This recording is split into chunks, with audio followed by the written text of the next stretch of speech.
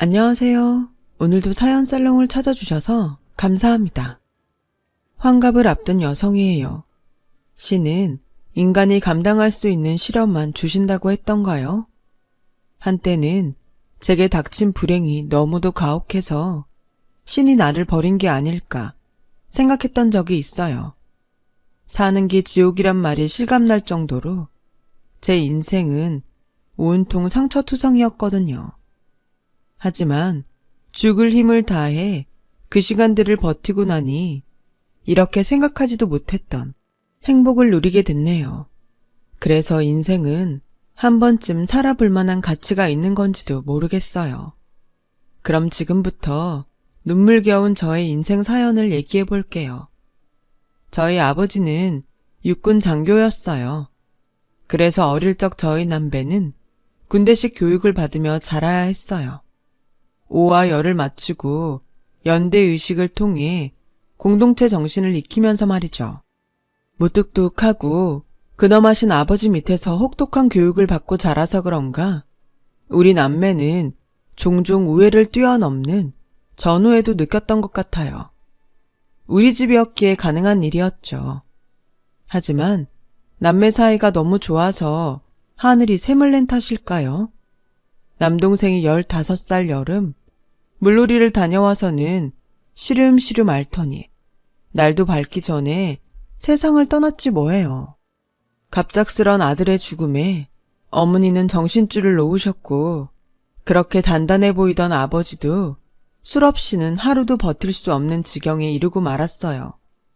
그러다 늦은 밤 소주를 사러 나갔다가 뺑소니 차량에 치여 세상을 떠나시고 말았어요. 단란했던 우리 집은 그렇게 하루아침에 풍비박산이 나고 말았죠. 누구보다 동생을 아꼈던 저였지만 언제까지고 슬픔에 빠져있을 수만은 없었어요. 저라도 부모님을 대신해 살림을 꾸려나가야 했으니까요. 그래서 고등학교도 그만두고 엄마 친구분 소개로 영등포 지하상가에 있는 양복점에 취직을 하게 되었어요. 양복점 사장님은 저와는 15살 차이가 나는 33 노총각이었는데 제 처지를 딱하게 생각한 엄마 친구가 제게 바람막이가 되어줄 남자로 사장님을 붙여준 거였죠. 나이 차이는 나도 사람이 진국이야. 게다가 어려서부터 도련님 소리를 듣고 자랐을 정도로 있는 집 자식이고 흠이라면 후처 자식이라는 건데 그게 뭐가 중요하니? 너 위해주고 네 엄마한테 헌신적이면 그걸로 된 거지. 안 그러니? 명자야, 딴 거 생각할 거 없다. 사는 거 별거 아니야. 당장은 죽을 것 같아도 고비만 넘기면 그땐 옛 얘기하고 살게 될 거다. 그러니까 이를 악물고 버텨. 그러면 좋은 날이 꼭 온다. 아주어머니의 그 말이 제게는 주문처럼 들렸어요. 참으면 언젠가는 좋은 날이 올 거라는 그 말이요. 그래서 한번 믿어보기로 했죠. 좋은 날이 올 때까지 참아보기로요. 사장님은 꽤 내성적인 사람이었어요. 본처 자식들 틈에서 하도 눈치를 보고 자라서 그런가 자기 주장보다는 상대 눈치를 살피고 맞추는 타입이었죠. 심약하고 의존적이긴 해도 심성이 곱고 힘든 사람을 그냥 못 지나치는 사람이었고요. 제게도 그랬어요. 미스 정, 오늘은 손님도 끊긴 것 같은데 일찍 문 닫고 들어가자. 아, 아까 트럭에서 과일 좀 샀는데 생각해보니까 집에 과일이 있더라고. 그냥 미스 정이 가져가서 먹어. 사장님은 도망치듯 가게를 나갔어요. 사장님이 말한 누런 봉투 안에는 씨알이 굵은 제수형 과일이 잔뜩 들어있더군요. 그날이 제 남동생 기일인 걸 아는 사장님이 일부러 준비해 주신 거였죠. 거기다 일찍 퇴근까지 시켜주려고 어색한 연기로 먼저 가버린 거고요. 부끄러움이 많아서 대놓고 챙기진 못해도 행동마다 상대를 배려하는 마음이 가득한 사람이었어요. 그래서 시간이 흐를수록 저도 모르게 사장님한테 마음이 끌렸던 것 같아요. 하지만 가게에서 일한 지 3년이 넘도록 사장님은 주위에서 맴돌기만 할 뿐 고백조차 하지 않더라고요. 여자로서 자존심 상하게 말이죠. 그러던 어느 날이었어요. 건너편 보리밥집 아주머니가 사진 하나를 보여주며 제게 선을 보라고 하지 뭐예요. 이참에 사장님 마음을 떠볼 생각에 저는 그러겠다고 했어요. 그런데도 사장님은 아무 반응이 없는 거예요.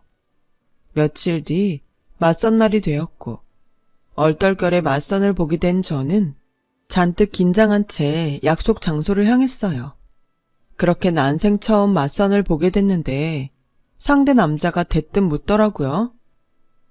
어머님이 편찮으시다던데 결혼하면 어머님은 어쩌실 건가요? 생각지도 못한 맞선남의 질문에 저는 모시고 살지 못해도 근처에 살면서 돌봐드려야 할 것 같다고 했죠.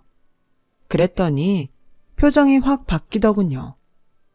나는 장모까지 먹여 살릴 생각은 추워도 없으니까 오늘만 남은 없었던 걸로 합시다. 시간 낭비만 했네. 남자가 혀를 차며 빈정거리던 그때 눈앞에 사장님이 나타났어요. 그리곤 제 손목을 잡으며 말했죠. 미스 정, 그냥 나한테 시집 와. 엉뚱한 사람한테 시간 낭비 말고. 내가 아들처럼 미스 정 어머님 잘 모실게. 그러니까 딴 데 한눈 팔지 말고 나 좀 구제해줘. 응? 남자답게 말은 당당히 내뱉었지만 제 손목을 잡고 있는 사장님 손은 사시나무 떨듯 벌벌 떨고 있었어요. 저를 위해 온 힘을 다해 용기를 낸 남자를 보고 어떻게 거절을 하겠어요. 그래서 창피한데도 불구하고 냉큼 결혼하자고 했죠. 그렇게 우리는 얼마 뒤 결혼식을 올렸고 남편 덕에 친정 어머니를 모시고 살 수 있었어요. 그동안 혼자서 부모님을 모시고 그렇게 살아온 저는 남편 도움으로 큰 짐을 던 기분이었죠.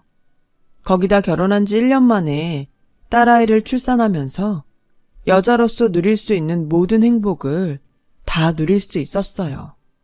하지만 행복은 오래가지 않았어요. 시아버님이 갑자기 돌아가시는 바람에 본처와 첩, 그리고 자식들까지 뒤엉킨 유산 싸움이 벌어졌거든요. 개싸움과 다를 바가 없을 정도였어요. 결국 본처인 노현동 어머님이 나서서 교통 정리를 해주셨고 그 과정에서 어머님과 남편은 유산 상속을 제대로 받지 못했어요. 받은 거라고는 그린벨트로 묶인 땅과 돈도 안 되는 농지뿐이었거든요. 결국 제 시어머니는 변호사까지 구해 소송전을 벌였지만 결국 패소했고 그나마 있던 재산도 변호사비로 왕창 까먹고 말았어요. 거기다 엎친 데 덮친 격으로 남편이 하던 양복점 옷 공장에 불이 나서 비싼 수입 원단을 몽땅 잃어버렸지 뭐예요. 그 와중에 친정 엄마까지 세상을 떠나시고 집안엔 온통 안 좋은 일 뿐이었어요. 그때부터였죠. 남편이 도박에 손을 대기 시작한 건. 부자가 되기는 어려워도 망하는 건 순식간이더라고요. 더군다나 남편의 도박빚은 순식간에 눈덩이처럼 불어서 얼마 되지 않던 전답이며 딸아이 백일반지, 돌반지까지 다 털어먹고도 사채빚이 줄줄이 달렸어요. 돈이 사람을 망친다고 그렇게 사람 좋던 남편은 예전의 모습은 온데간데 없고 술만 들어가면 폭력적으로 변해선 집안 살림을 때려 부수기 일쑤였어요. 그리고 드디어 사건이 터지고 만 거예요. 그날도 남편은 도박판에서 돈을 몽땅 잃고 술에 취해 돌아온 길이었어요. 집안에 들어서자마자 고래고래 소리를 지르며 살림살이를 부수기 시작했고 그 소리에 놀란 3살배기 딸애가 자지러지게 울기 시작하자 남편이 애한테 소리를 지르며 홧김에 재떨이를 집어 던졌는데 하필 그게 아이를 안고 있던 제 귀에 정통으로 날아들었지 뭐예요. 순간 귓속에서 찢어질 듯한 굉음이 들렸고 마치 퓨즈가 나간 것처럼 소리가 싹 사라져버렸어요. 악을 쓰며 우는 딸아이 울음소리도, 저를 향해 고래고래 지르는 남편의 욕설도 아무것도 들리지 않았죠. 그저 삐 하는 소리뿐이었어요.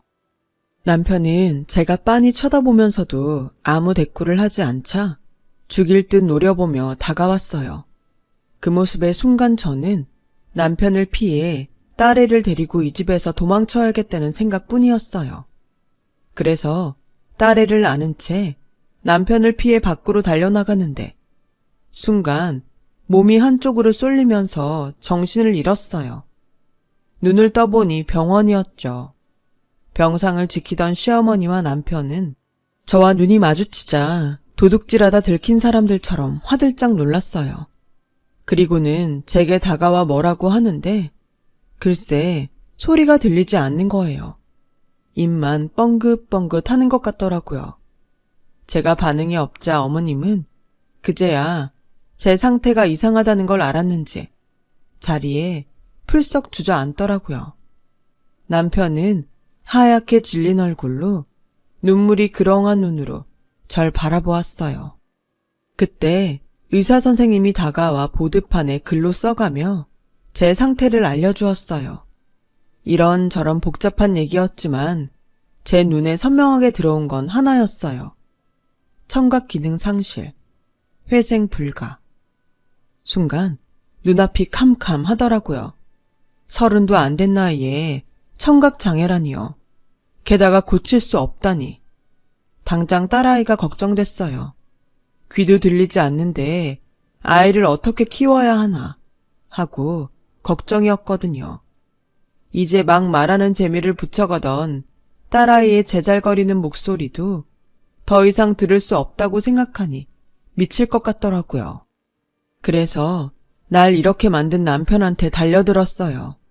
그랬더니 시어머니가 저를 밀쳐내며 그러시더군요. 배은망덕한 년, 네가 감히 내 아들을 건드려? 이젠 귀까지 안 들리니 아무짝에도 쓸모없는 년이 뭐가 잘났다고 난리야 난리는?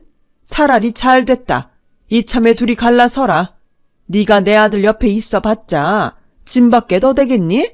애한테도 그렇지. 귀도 안 들리는 애미가 어디 애미 노릇은 제대로 하겠냐고. 어린 딸한테까지 짐이 될래? 염치가 있다면 알아서 네 발로 나가는 게 맞지. 안 그러니? 은영이는 우리가 잘 키워줄 테니 걱정 말고 네 살 길 찾아가. 아, 내 말을 알아듣기는 하는 건지. 어머님은 한숨을 푹푹 쉬셨고 남편은 입을 꾹 다문 채 바닥만 보고 있더군요.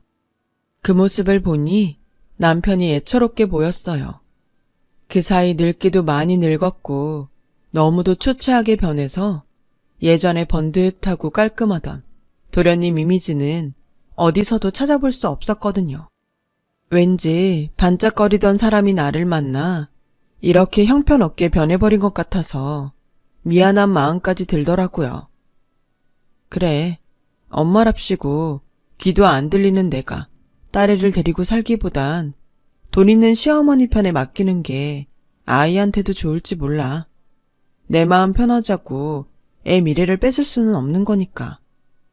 결국 저는 어머님께 아이를 맡기고 남편과 갈라서기로 했어요. 헤어지는 마당에 마지막으로 딸아이 얼굴이라도 보게 해달라고 부탁해봤지만 어머님은 끝내 거절하셨어요. 한 번 더 보면 더 놓기 힘들다고요. 그렇게 저는 하루아침에 귀머거리가 돼서는 딸도 뺏기고 이혼을 당한 채 거리로 나오게 되었어요. 부모님 모두 돌아가신 마당에 저를 받아줄 곳은 세상 어디에도 없었죠.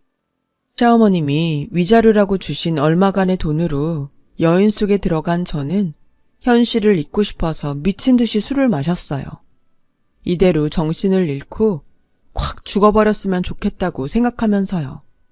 하지만 아무리 술을 마셔도 정신만 또렷해질 뿐 달라지는 건 없더라고요. 그렇게 일주일 정도 술에 취해 있다가 깨어났는데 아무래도 딸아이를 데려와야겠다는 생각이 들더라고요. 못 먹고 살아도 구박 안 받고 엄마 손에 크는 게 나을 것 같았거든요.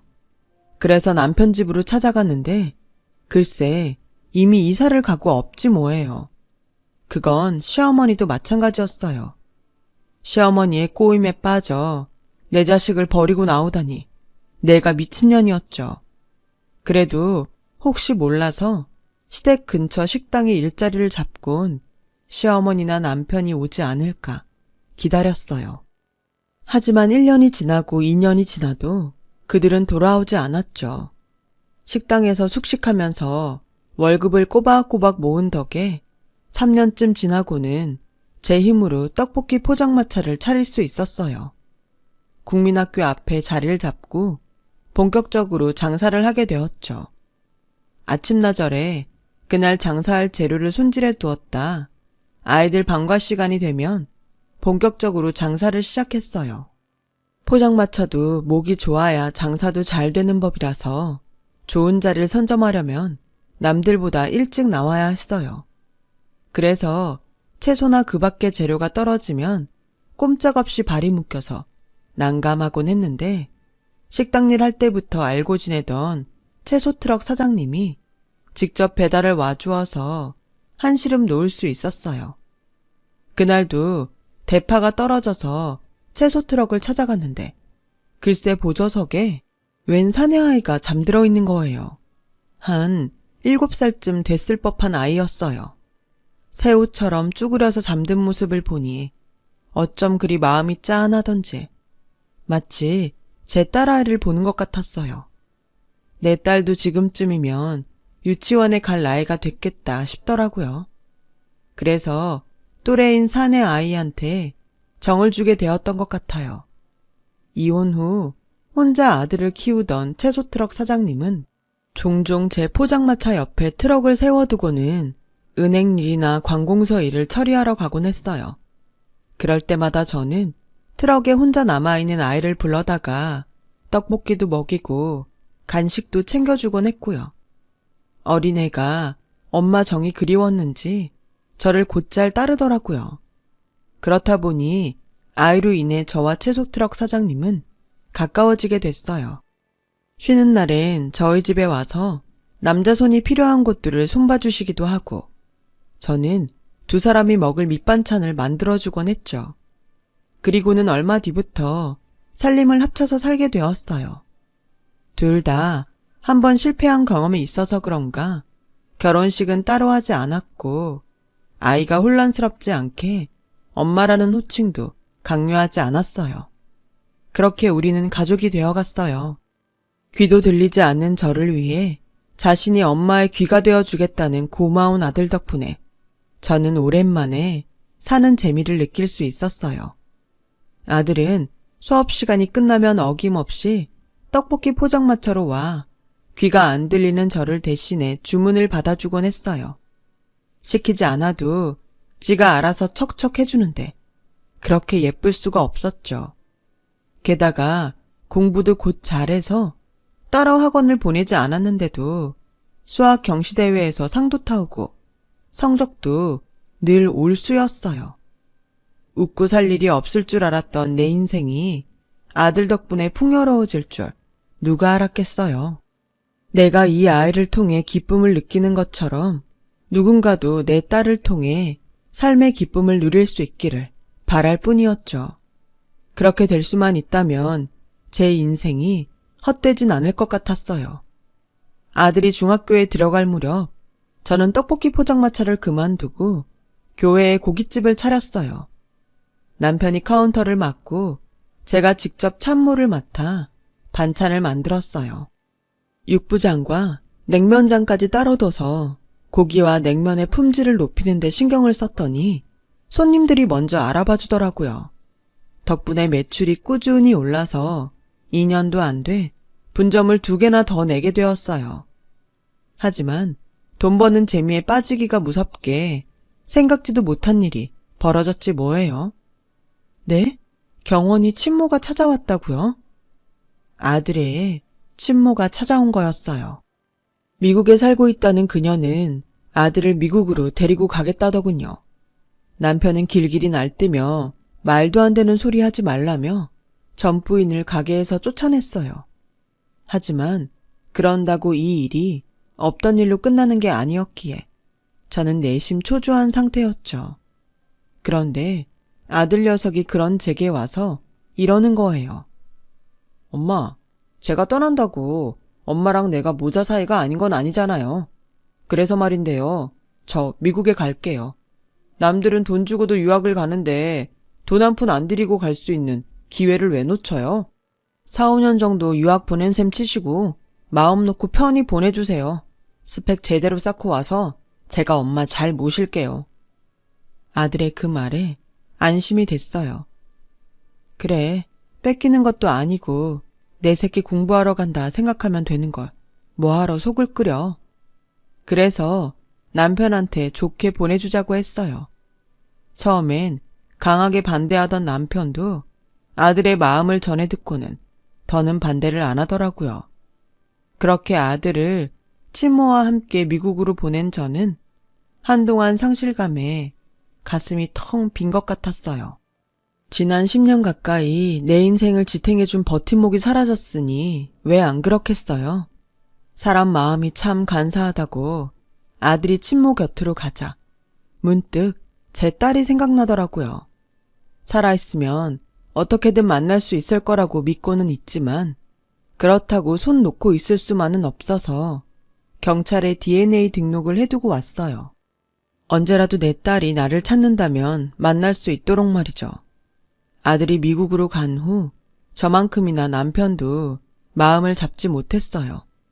그래서는 하지 말아야 할 걸 하게 되고 만 거예요. 바로 도박이었죠. 남편은 카운터를 보면서 나 몰래 돈을 빼돌리고 있었더라고요. 그 돈으로 도박판을 드나들었던 거죠. 첫 번째 남편이 도박에 미쳐서 어떻게 변했는지 잘 아는 저로서는 도저히 그냥 넘길 수 없었어요. 그래서 남편에게 이혼을 요구했더니 재산의 절반을 요구하더라고요. 그 전엔 어림도 없다면서요. 그런데 그날 이후 가게 직원들과 남편이 저 몰래 작당을 벌이는 것 같았어요. 소리가 들리지 않으니 정확히 알 수는 없지만 사람에겐 직감이라는 게 있으니까요. 지금껏 고생을 하며 내 손으로 이룬 식당이었지만 하루아침에 이방인이 된 것처럼 모두가 나를 따돌리는 분위기였어요. 가게 안에 내 편은 아무도 없었죠. 그런데 그 무렵 경찰에서 전화가 온 거예요. 저 같은 청각장애인들은 영상 전화기를 사용하는데 화면 속 경찰이 제 딸을 찾은 것 같다고 말하더라고요. 2, 3일 내로 DNA 검사 결과가 나올 테니까 기다리고 있으라고요. 경찰에 전화를 끊고 근 이틀 동안 저는 잠도 한숨 이룰 수 없었어요. 꿈에 그리던 내 딸을 만날지도 모른다는 기대감과 딸이 나를 원망하지는 않을까 하는 노파심이 앞섰기 때문이었죠. 그렇게 숨죽이고 기다린 3일이 지나고 경찰서에서 전화가 왔어요. 허명희 씨, 방금 DNA 검사 결과가 나왔습니다. 따님 맞답니다. 영상 화면 속 경찰은 환하게 웃으며 검사 결과를 알려주었어요. 그 말에 그동안 참았던 눈물이 쏟아져 나왔어요. 걷잡을 수 없이 터져버린 울음에 손님도 직원들도 모두 놀라서 저를 바라볼 뿐이었죠. 경찰은 경찰서로 와달라고 했어요. 제 딸도 곧 도착할 거라고요. 그래서 장사고 뭐고 다 팽개치고 경찰서로 달려나갔어요. 도착해보니 만삭의 새댁이 복도에서 초조한 표정으로 서 있더라고요. 한눈에 제 딸 은영이라는 걸 알 수 있었어요. 언뜻 저와 애 아빠의 얼굴을 볼 수 있었거든요. 딸애도 저를 발견하고는 알아보는 듯 했어요. 서로를 바라보며 복도를 따라 걸어가는 그 짧은 순간이 마치 30년 세월처럼 길게 느껴지더군요.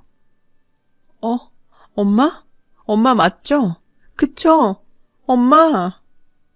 딸애는 무거운 배를 움켜쥐고는 제게 다가와 와락 안겼어요. 안아보니 확실히 알겠더라고요. 내 딸 은영이라는 걸요.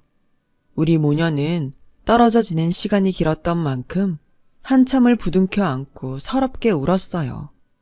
그러는 사이 딸아이는 저를 향해 많은 말들을 쏟아냈지만 안타깝게도 저는 그 말을 알아들을 수 없었어요. 입모양을 봐야 읽어낼 수 있으니까요. 그래서 더 가슴이 무너지더라고요. 딸애는 경찰한테 내가 청각장애인이란 얘기를 들었는지 제 얼굴을 보며 천천히 말을 이어나갔어요. 엄마, 보고 싶었어요. 난 한순간도 엄마를 잊은 적 없어요. 엄마를 미워한 적도 없어요. 그러니까 미안해하지 마세요. 혹여 제가 못 읽어낼까봐 바르르 떨리는 입술에 힘을 주고 말하는 딸애를 보니 고맙고 가슴이 미어지더군요. 저는 그런 딸에게 엄마가 지켜주지 못해서 미안하다고 울먹였어요. 그러자 딸애가 주저앉아 울더군요. 엄마, 미안해. 나 때문에 엄마 귀 그렇게 된 거잖아. 아빠한테 들었어. 내가 재떨이에 맞을 뻔한 걸 엄마가 날 감싸 안느라 대신 맞은 거라고. 미안해, 엄마. 나만 아니었으면 수십 년을 이렇게 살지 않아도 됐을 텐데. 딸아이는 복받치는 감정을 주체하지 못하고 서럽게 울어댔어요. 그러다가 호흡이 빨라지기 시작했고 양수가 터져 다리 사이로 흘렀어요. 그리곤 까무라치듯 기절해버렸어요. 그 모습에 정신이 번쩍 들더군요. 내 딸이 잘못될지 모른다는 생각에 어디서 그런 힘이 났는지 정신을 잃은 딸애를 들쳐업고 내달렸어요. 살려주세요. 내 딸 좀 살려주세요.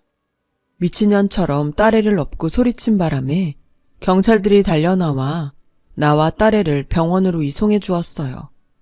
그리고 무사히 출산을 할 수 있었죠. 3.4kg의 사내 아이였어요.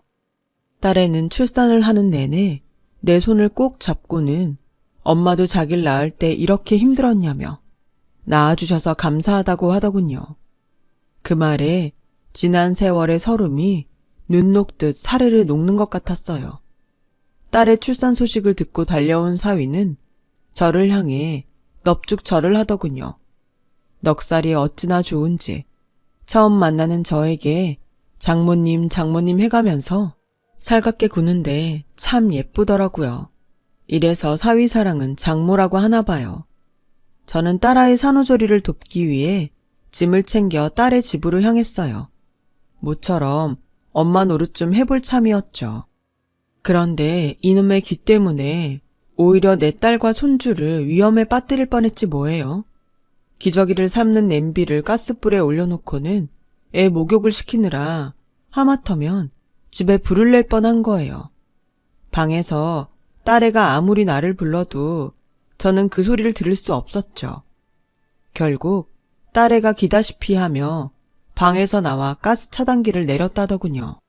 어찌나 미안하던지. 그런데 이 일로 인해 엉뚱한 기적이 일어났지 뭐예요. 그날의 일을 전해 들은 사위가 언젠가 인터넷 기사로 읽은 인공와우 수술에 대해 들려준 거죠.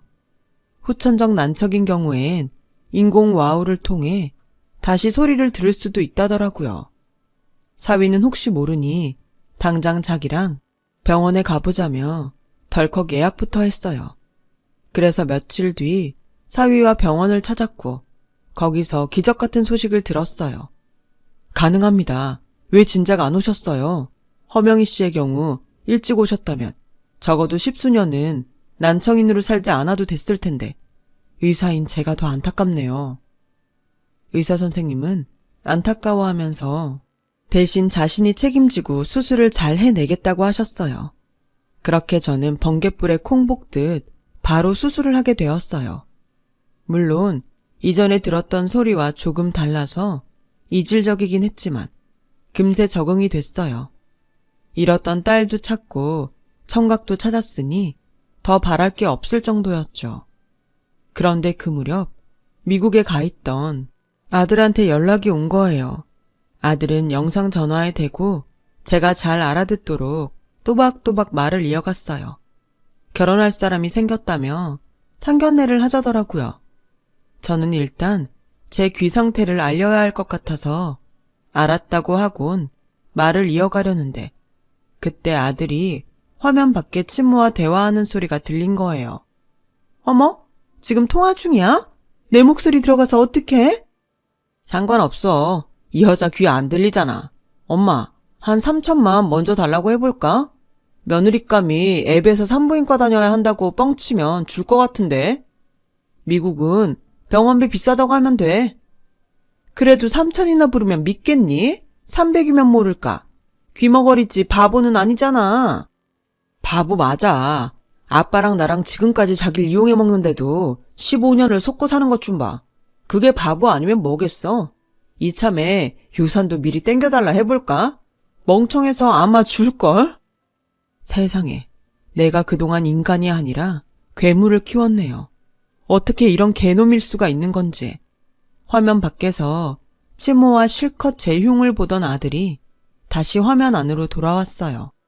그리고는 아무 일 없다는 듯 다정히 엄마 하고 부르더니 아까 지엄마랑 실컷 짰던 잊지도 않는 며느리 얘기를 꺼내더군요. 그리고는 병원비 쪼로 3천만 원을 빌려달라고 했어요. 그래서 저는 한술 더 떠서 그랬죠. 이참에 며느리감 데리고 한국에 잠깐 들어오라고요. 사람이 언제 어떻게 될지 모르는데 나중에 유산으로 주려던 거 미리 좀 떼어주겠다고요. 가정도 꾸려야 할 텐데 돈이 필요할 거 아니냐고 했더니 의심 하나 안 하곤 바로 오겠다고 하더라고요. 그리고 며칠 뒤 LA에 사는 아들은 마치 옆 동네에 사는 사람처럼 바로 달려왔더라고요. 그리고는 제가 듣는 줄도 모르고 가짜 며느리 역을 맡은 아가씨한테 제 흉을 봐가며 연기를 해댔어요. 그리고 드디어 아들에게 흰 서류 봉투를 건넸죠. 땅 문서 혹은 건물 문서 정도 되는 줄 알고 신이 난 아들은 봉투를 열고 서류를 꺼내보더니 얼굴이 하얗게 질렸어요. 그래, 이게 너한테 주는 내 유산이다. 그동안 너랑 통화했던 영상통화들 내가 다 저장해뒀던 거 알고 있니? 난 그저 아들이 보고 싶을 때를 대비해 가지고 있던 건데 그 안에 네 애미 앱이랑 짜고 내 돈을 갈취한 내용이 들어있을 줄 누가 알았겠니? 썩을 놈들. 은혜를 원수로 갚아? 그래서 증거들 취합해 고소장 준비했다. 죄를 지었으면 죄값을 달게 받아야지. 한때나마 네 엄마로 살았던 내가 주는 마지막 훈육이다 생각하고 달게 받아. 지금이라도 인간이 되고 싶다면 말야. 변호사 말이 니들 입으로 고스란히 죄상을 부른 덕에 재판이 쉬워질 것 같다고 하더구나. 하여간 온 가족이 멍청하긴. 참, 네 아빠와도 이혼소송 들어갔으니까 앞으로 부모지간으로 만날 일은 절대로 없을 거다. 저는 아들과 가짜 며느리를 집에서 내쫓았어요. 그리고 가게 CCTV를 돌려보며 그간 남편이 저지른 횡령과 성추행, 그 밖에 불법성이 다분한 것들을 추려 담당 변호사에게 건넸어요. 이혼 소송에 쓸 증거들로요. 그리고 지난달부터 딸아이 내외를 제가 사는 아파트로 불러들였어요. 같이 사는 건 아니고 2층 아래에 집을 마련해 주었죠. 아이도 태어났는데 좋은 환경에서 키울 수 있게 돕고 싶었거든요. 비록 오랜 시간 믿었던 남편과 아들한텐 배신을 당했지만 가슴에 묻어두었던 딸과 다시 만나 새 가정을 이루게 되었어요. 이제는 헤어지지 않고 알콩달콩 행복하게 살아보려고요. 고생 끝에 찾아온 인생의 낙이니까요. 저 이제 조금 행복해도 되는 거겠죠? 지금까지의 일들 깨끗하게 잊고 제 인생 새로 시작하는 마음으로 살아보렵니다. 제 사연을 들어주셔서 감사드려요. 들어주신 모든 분들 일상에 감사함이 가득한 하루하루 되시길 바라고 건강이 최고입니다. 건강하세요. 여러분, 사연 댓글에 응원과 현명한 조언 부탁드려요. 좋아요와 구독은 저에게 큰 힘이 됩니다. 오늘도 좋은 일 가득하세요.